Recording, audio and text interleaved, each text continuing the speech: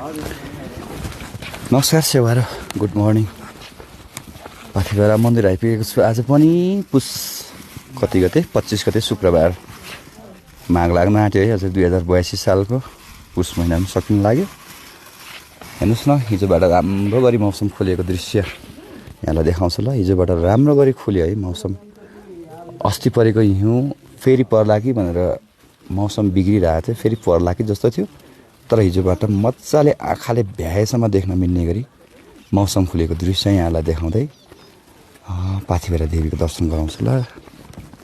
चुनरी ओढाउँदै हुन्छ श्रद्धालु भक्तजन। मर्निङ हजुर, आराम हुन्छ ल। पुरानो घन्टी सुन्नुहोस् है।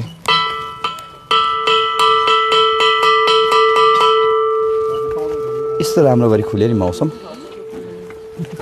भक्तजनहरू बाटोमा अलिक निकै आउँदै हुनुहुन्छ। कतिजना दर्शन गरेर फर्किनु भयो, कतिजना आउँदै हुनुहुन्छ। श्रद्धालु भक्तजनहरू पूजा गर्दै हुनुहुन्छ।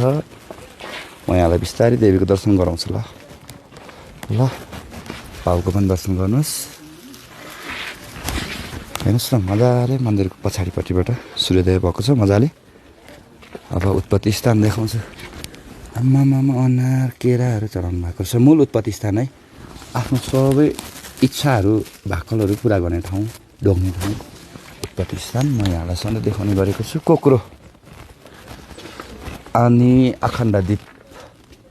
यो अखण्ड दीप चाहिँ यहाँलाई यो चाहिँ निप्दैन, अर्थात् गुरुहरूले निम्न दिनुहुन्न। तेलहरू सक्यो भने लगाइहाल्नुहुन्छ।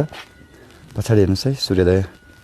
यहाँभन्दा उता आँखाले भ्यासम्म देख्न मिल्ने गरी मौसम खुलेको छ आज। हेर्नुहोस् न, हिजोबाट एकदम राम्रो भयो ल। पाथिभरा मन्दिरबाट पुस 25 गते शुक्रबार मजाले मौसम खुलेको छ भन्दै यहाँहरू सबैजनालाई नमस्कार।